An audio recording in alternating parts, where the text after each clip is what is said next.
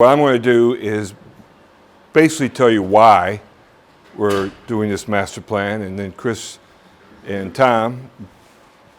We're gonna stick with just me on this. Okay. Is going to say what and how, basically. So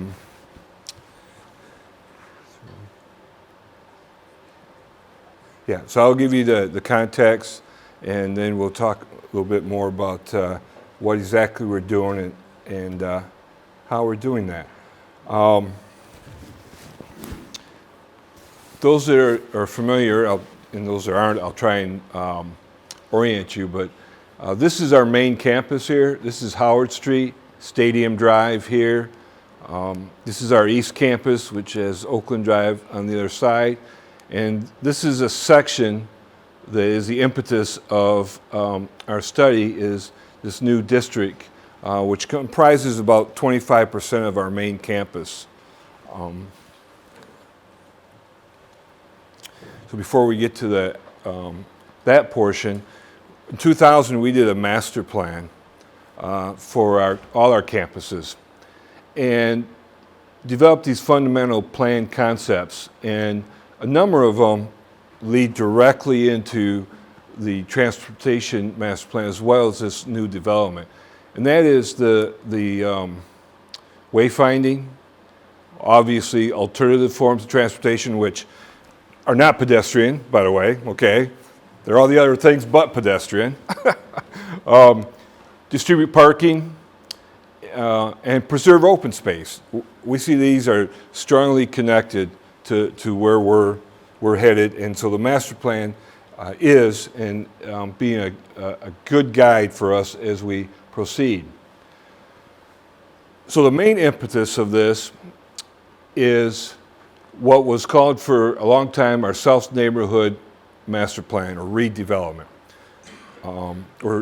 President Montgomery came in and said, we've got to make some major changes, and why don't we do that on one of our fronts to the community, which front being Stadium Drive here. So relating back to that map I showed you, from this area, all of this,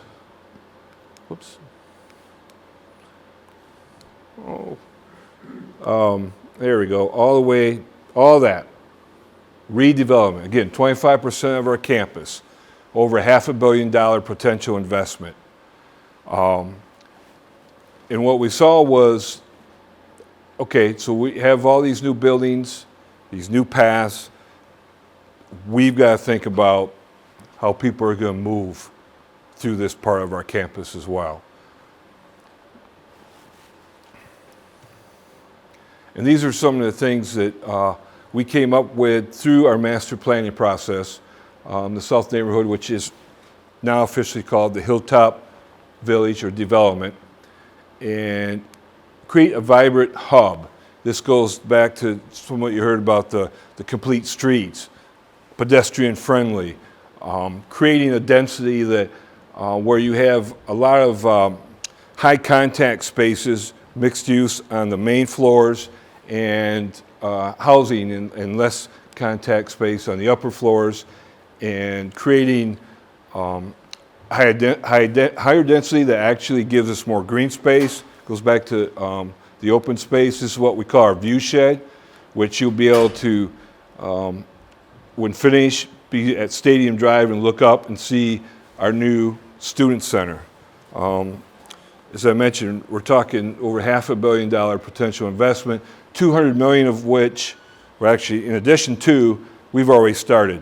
If you go there, you'll see the new Arcadia Flats apartment building going up, and the place where the new student center is going in is our old science building. You'll see that coming down. It's kind of a big pile of rubble right now on there. But how people access this, how they get around to it, you see is as important as living here and working and such as much. And with that, do you want my pointer? I would love to. Thank you. Working infrequently.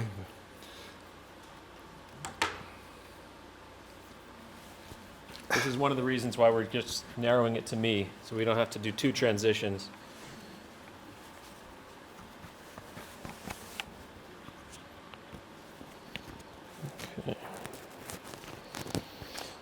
All right.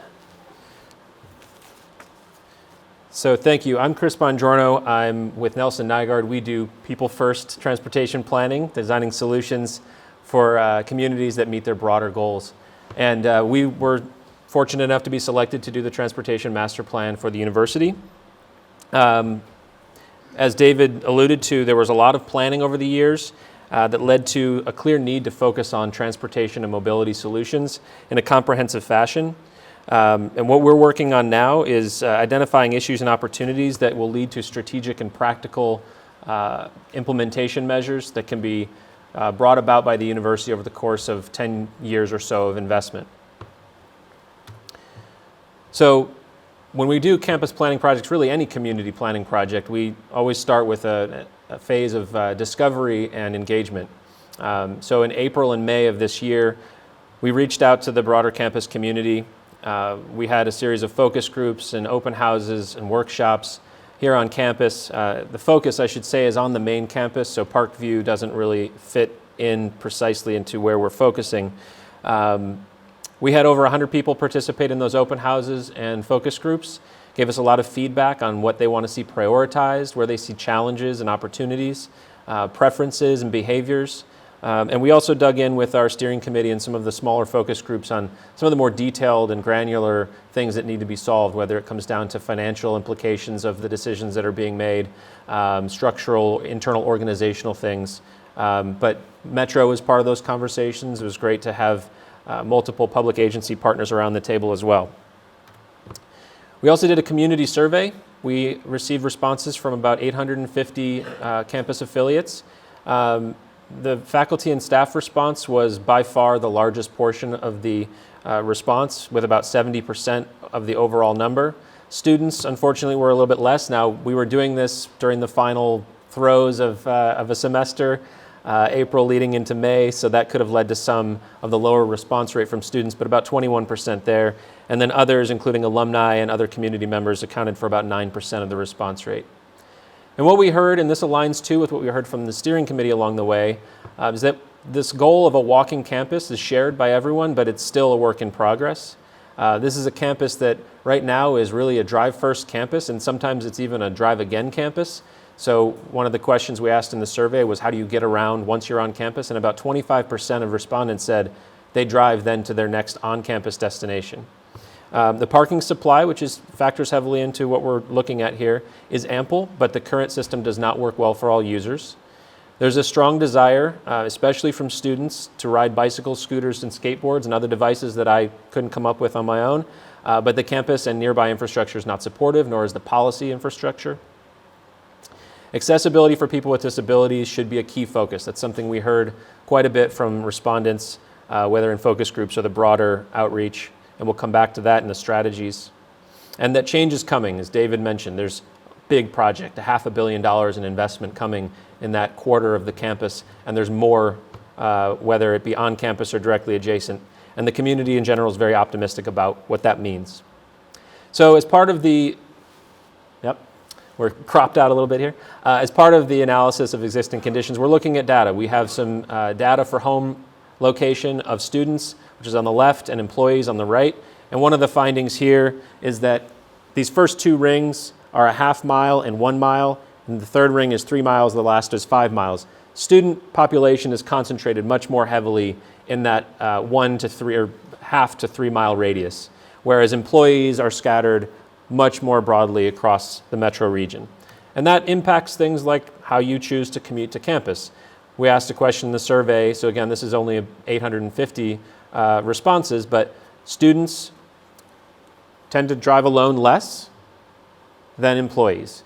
So 23% of those respondents do live on campus already, but you see the distribution of other modes, non-drive alone modes, is much greater with the student population. Once they're on campus, this is that question we asked about how do you get around once you're on campus, that 60% of respondents walk once they're on campus to other destinations, where more than 25% drive and repark on campus. This is just on main campus. But we did ask the quality of that walking experience, and from okay, neutral, good to awesome, 96% of respondents felt that it was either okay, neutral, good, or awesome. More than 50% said good or awesome. Only 4% said poor, but there's still room for improvement there. And then when you think about the direct adjacent to main campus environment, these red lines are areas where there are no sidewalks. And this doesn't even speak to major intersections where crossing is extremely intimidating and often a barrier to choosing a walk or a bike trip. And this really echoes that point. Once you get into the collision data, it's great to hear the presentations that are really focusing on research-driven approaches to improving safety for vulnerable populations. This is all data for collisions, whether it be vehicle to vehicle, pedestrian, bicycle. We do have data that supports each mode, but these show hotspots which really represent the boundaries of the main campus where collisions are happening at a high frequency. So all of this information, whether it be the feedback that we're hearing from the community or the data, is informing how we're approaching strategies and best practices. Just for the purposes of this presentation, we focused on 5 areas, and I'm going to go through those quickly. So starting first with the focus on safety. I think, Dr. Schneider, you brought this home very poignantly, that the Vision Zero principles. How do you get to 0 traffic fatalities? By focusing on first your key points of conflict, again, those heat maps and the major gateways to campus, things that create those major barriers and also lead to the higher incidence of collisions. And then designing, again, for the most vulnerable users. Those are the pedestrians, those are for children, those are people with disabilities, making sure that the transportation network serves them first, and then it will support all others. Focusing also on shared personal mobility. So the idea of shared vehicle networks, whether it's bike share, scooter share, car share, but basically promoting efficiency and greater adoption of these other modes by proactively permitting and promoting them on the Western campus. We see these images are from University of Texas at Austin. In 2018, UT Austin finally allowed the B-Cycle program that was popular in the city of Austin onto their campus, and within 40 days they had 8,000 campus affiliates sign up, and they had over 50,000 rides. The stations that were located on campus had 12 rides, the bikes that were located on campus had 12 rides per day, whereas bikes throughout the rest of the system had only 2. So it was just extremely popular. They permitted it, they promoted it, and it was used and adopted very highly. But at the same time, we recognize that there's a lot of this happening very spur of the moment, and really the emphasis on being proactive, getting out in front of it, establishing clear user guidelines and operator guidelines to promote safety and use. And then the data stuff. You guys are the experts at the data. Using that data to build a better network and to make sure that it's being used appropriately, and also to promote an equitable distribution of benefits for people with lower incomes, for people with disabilities. There are approaches, none of them have been perfect, but showing some successes at reaching those audiences that are usually left out of the benefits of these programs. And on that point, promoting active transportation, but promoting it in an accessible way. So making sure that all mobility services, whether that be the Bronco bus network that's provided by Western Michigan, Metro Transit, other services, that they're accessible and designed for all users, and making sure that those active mobility networks, if we build a system of dedicated bikeways on campus, to make sure that those are not creating a safety concern for people with visibility impairments. David mentioned to me yesterday that Western has the highest percentage of students with disabilities of any state university campus in Michigan. And I know that the university is doing a lot to make that campus work for them, but there's always things that could be done more, and we don't want to create any situations here that make it worse. There's a growing number of technology applications that can be put to play, and really just identifying barriers and reducing those barriers where possible. Quickly going through, emerging mobility is a broad sector, really looking for opportunities to integrate technologies and service providers into mobility solutions. We know that autonomy is coming in some fashion and form, and just making sure that, again, intentionally you're planning for it and making use of it on campus, and pursuing partnership opportunities with service providers. Again, at UT Austin, they prohibited e-scooters on campus. When they decided to welcome them on, they were very conscious about using some of the technology and geofencing applications to create slow zones that would limit the speed of the scooters in certain campus areas. That's what you're seeing here. And and then also designating areas where those scooters should be parked when they're done being used. At Oregon Health Sciences University in Portland, that's actually not a map of that site, but it's a diagram to show how a service provider and coordination can be done with the medical center, both to provide better commute options for employees, but also to explore opportunities to connect people to healthcare who might not have access otherwise. And lastly, looking at all of this throughout a framework of transportation demand management. So we recognize that parking was often the number one thing that people brought up when we surveyed them. How do we reduce the demand for parking, whether it's that first trip or any of the add-on trips once they're on campus? And really, again, making a conscious effort to do that, for example, through creating an on-campus transportation demand management coordinator. That's something that has yielded a lot of success at other universities and employers. That person can then coordinate, promote, educate, and build programs and make sure that they're successful.